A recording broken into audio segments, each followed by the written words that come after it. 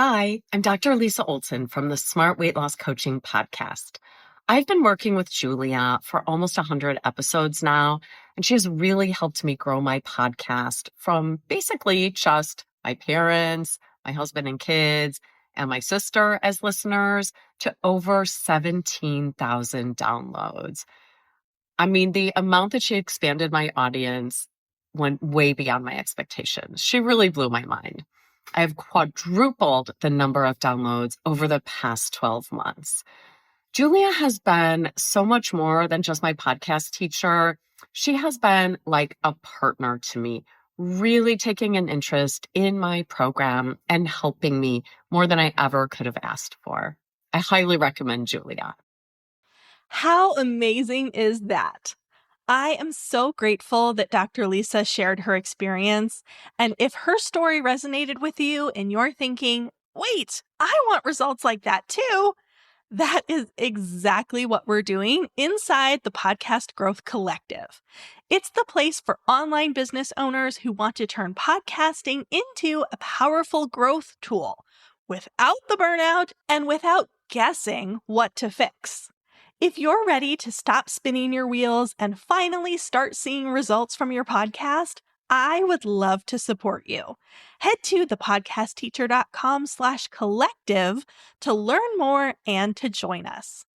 And now let's jump into today's episode.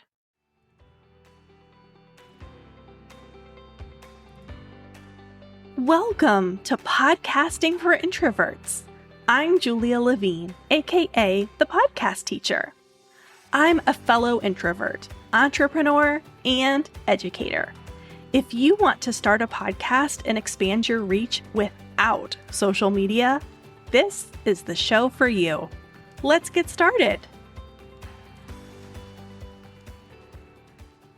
Hey, and welcome back. I am so thrilled to share a conversation with you today that I had with one of my podcast Startup Academy students, Beth Basham. Beth and I were in a coaching program together several years ago, and we've worked together in several different capacities. She started talking seriously about starting a podcast almost a year ago. And, of course, being the podcast teacher, I offered to be a sounding board if she had any questions. Fast forward several months, and she was still talking about a podcast, but hadn't taken any real action because she was feeling overwhelmed with all of the pieces. She decided to enroll in my signature program, Podcast Startup Academy. She joined the program, dove right in, binged the content, and launched her podcast in 4 days.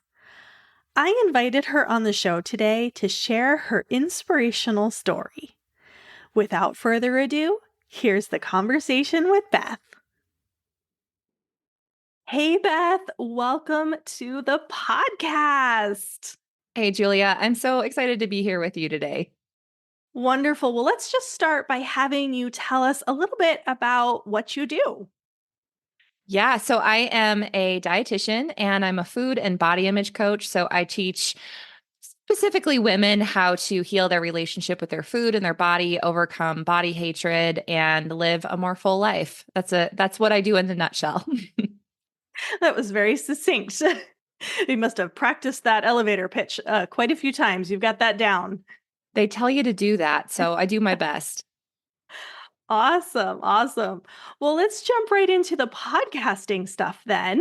You do have your own podcast, and I know that you had thoughts of starting a podcast for quite a while. You and I have known each other for a few years now, and you officially launched in October. And so I'd love for you just to talk a bit about how you got off the fence and into action.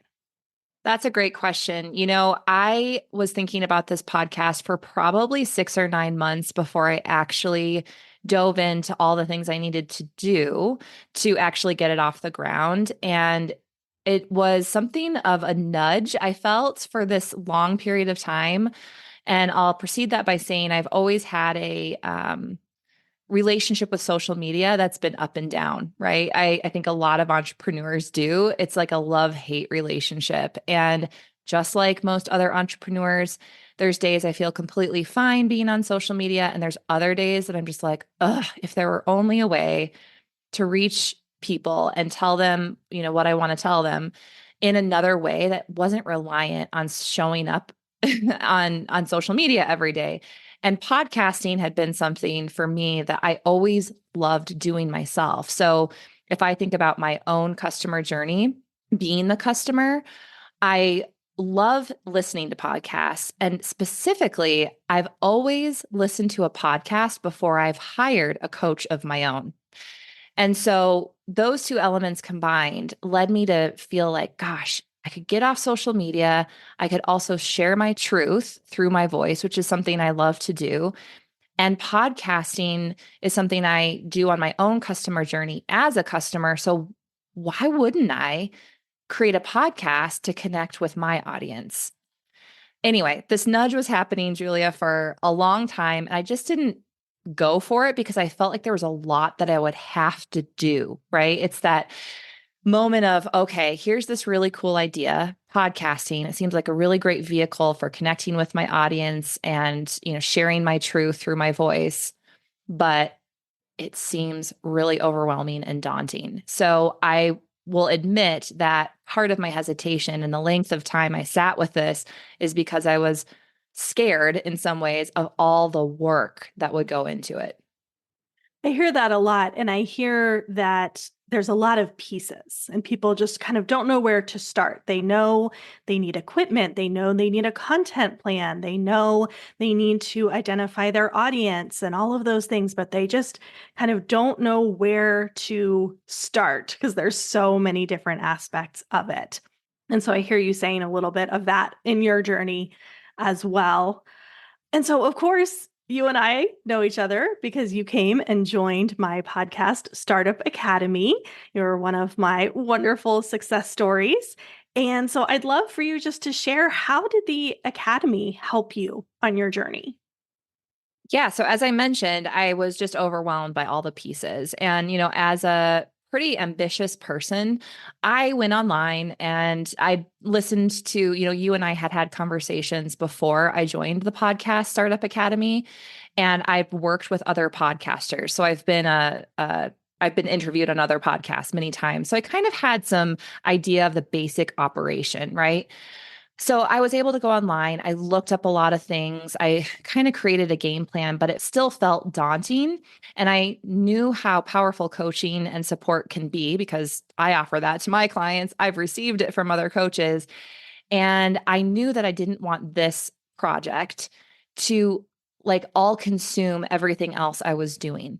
You know what I mean? I think that when we take on a new platform, whether it be YouTube or social media or podcasting, it can like literally consume you. And I had a fear that the same would happen for me if I didn't have some very specific instruction about how to do the things and stay focused on the tasks. So when you introduced Podcast Startup Academy and I'd seen some of the reviews online about how simple and easy you made it, I was like, this could be a great option for me. So I don't waste a whole bunch of my time trying to DIY this, only to, I'm sure, make mistakes. Why don't I just partner with somebody who knows what the heck they're doing, follow her instructions, and get this thing off the ground? I'm so glad to hear you say all of that. It's been my pleasure to support you on this journey for sure. And Beth is being a little modest here. So I'm going to give her a little shout out that she jumped into my program and had launched her podcast in, I want to say, what was it, 4 days? That was it 4, 3 or 4, somewhere around there.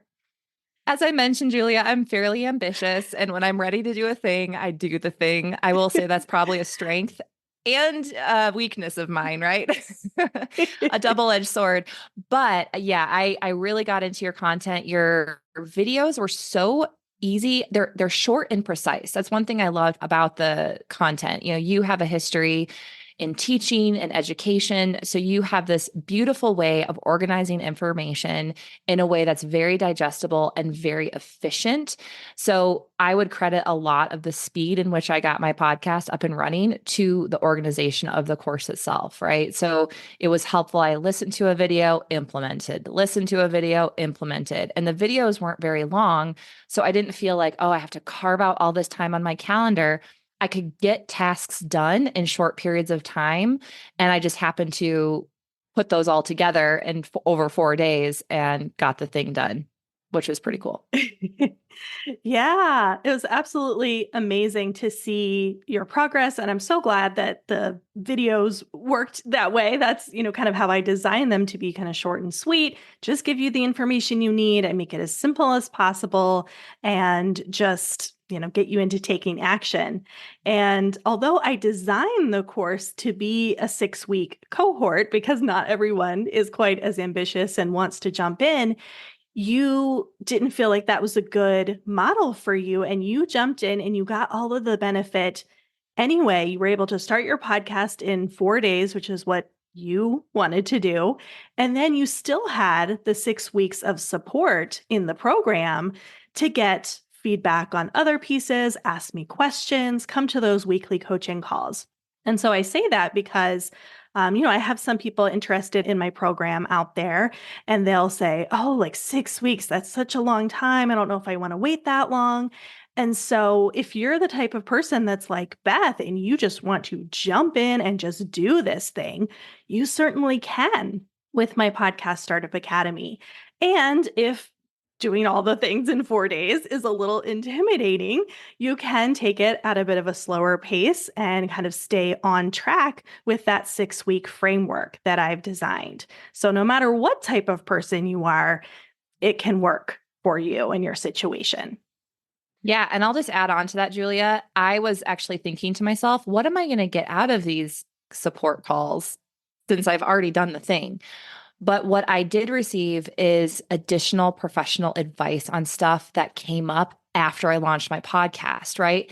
And I don't have a specific example for you right now, but there were little tweaks and changes that I made to the podcast after I went full throttle that really helped polish the project and make it better. So I think one of the things was running the podcast through a noise reduction software. And when I went through your course initially, I'm like, I don't have time for this, right? I was like, I don't have time for this polishing of the noise. It's fine, right? Because I was trying to get stuff done. I was progress over perfection.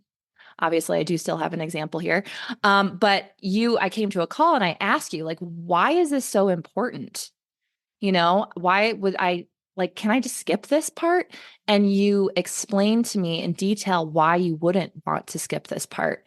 And that kind of coaching helped me create a better product as time went on. So maybe my first few podcasts weren't quote unquote perfect when it came to podcast leveling, I don't know, like the professionals would say. But over time, I think my podcast has gotten better and better as a result of getting those little insights and tips at those coaching calls. So just, food for thought if somebody is interested in kind of going all in, the support you get over the 6 weeks is still incredibly valuable.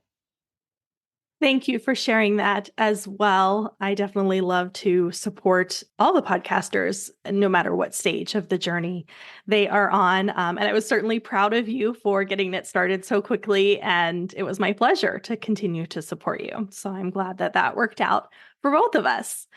And I would love to just transition into kind of ups and downs of podcasting. So I'd love to first hear about, what are your favorite parts of podcasting? My favorite part of podcasting is the fact that I can do it in my PJs without putting my makeup on or getting camera ready.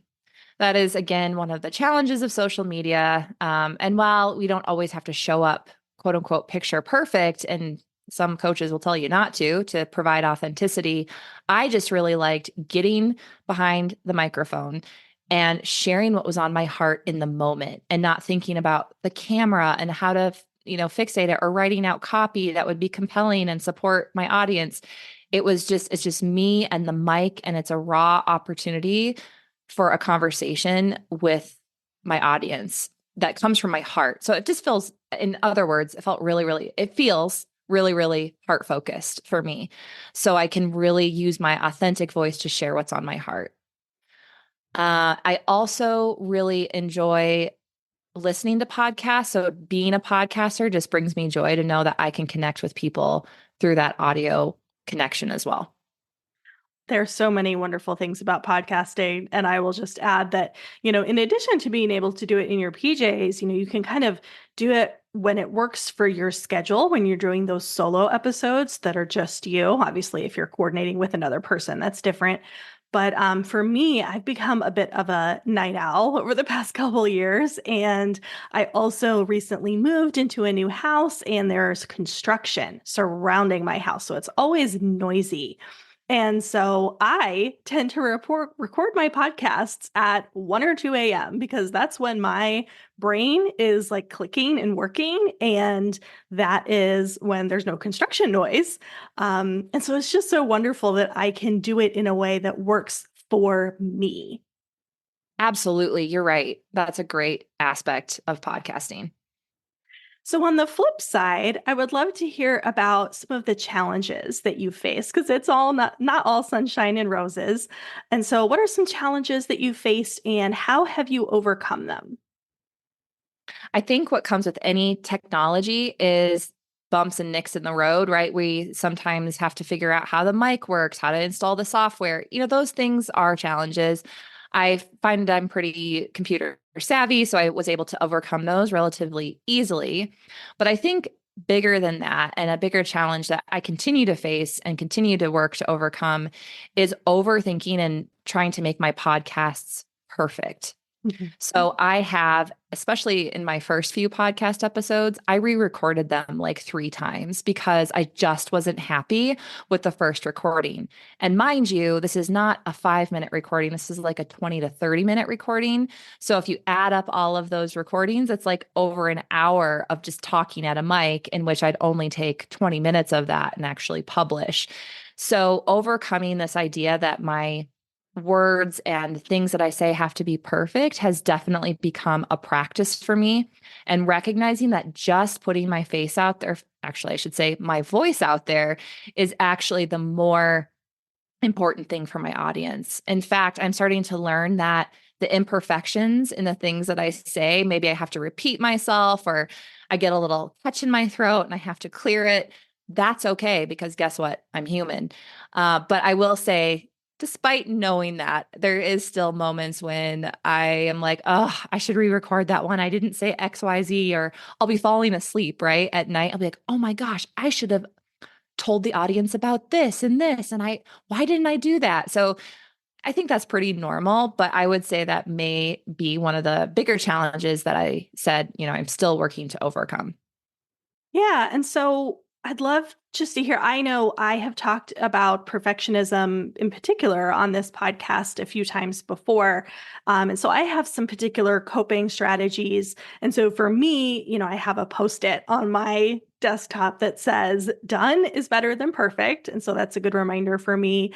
And I kind of thrive on getting that external support, that external validation. So, not that someone else has to tell me that it's necessarily good enough, but I need to hear from someone else, are you being a perfectionist about this? Or are you overthinking this? How can we move forward type of thing? And of course, if they tell me, like, hey, this is good enough, just do it, that's helpful too. But those are some of the things that I use to kind of get out of that spiral of perfectionism. And so I'm wondering if you have any specific techniques or resources that you have used in the past for not even just podcasting, but any type of perfectionism or overthinking that may creep in. Yeah. And I want to be careful not to climb down a rabbit hole here because a lot of my work with perfectionism is in alignment with some of the work I do with my clients regarding their nervous system and feeling safe in my body and feeling safe with my circumstances. So, not to, again, climb down a long road or stretch, I oftentimes just allow myself to do the thing.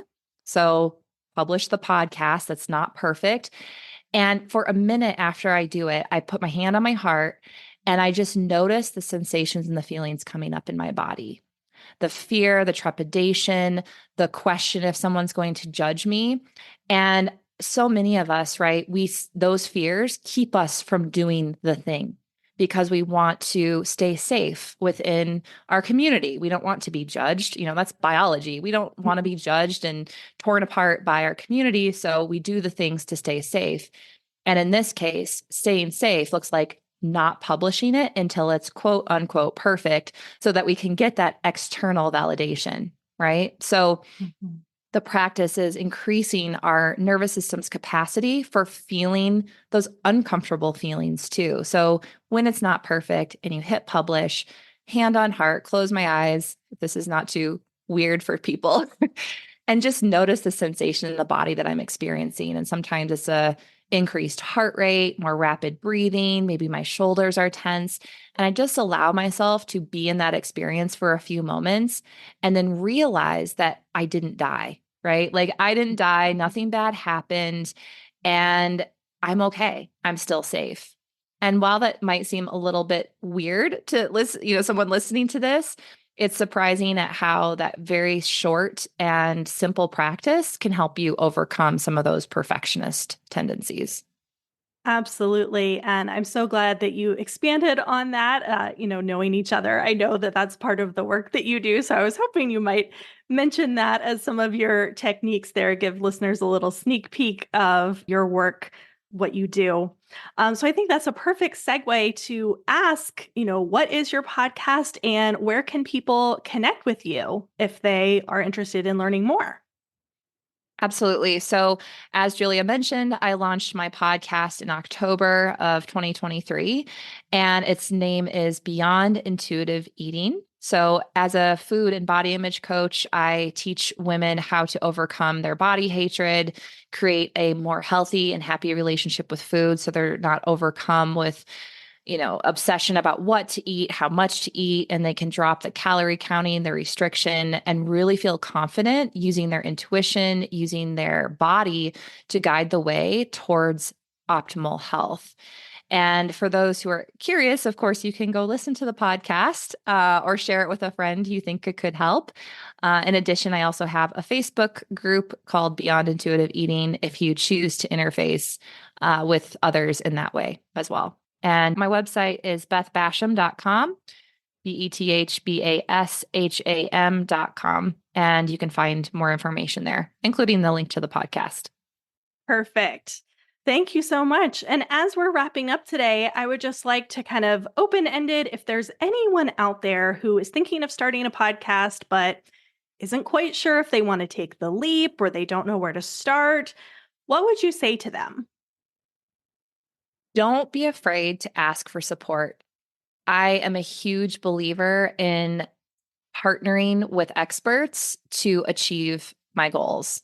They say the average millionaire spends over $10,000 a year on support and self-development, right? And so that's the statistic I heard recently. So those who are achieving big things in this world are investing in themselves. And I think coaching is one of the best investments you can absolutely make in becoming a better version of yourself, whether it's starting a podcast, improving your health, et cetera, and so forth.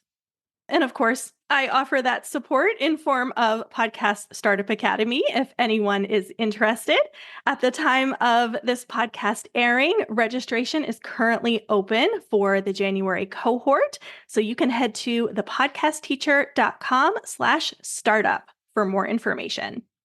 Thank you so much for being here today, Beth. This was a wonderful and valuable conversation. Thanks, Julia. I really appreciate your time. Thanks for listening. If something in this episode resonated with you and you're thinking about starting your own podcast, I have a free resource that will help you. It's called the Podcast Roadmap: 7 questions to start your journey. To grab it, just head to thepodcastteacher.com/roadmap. See you next week.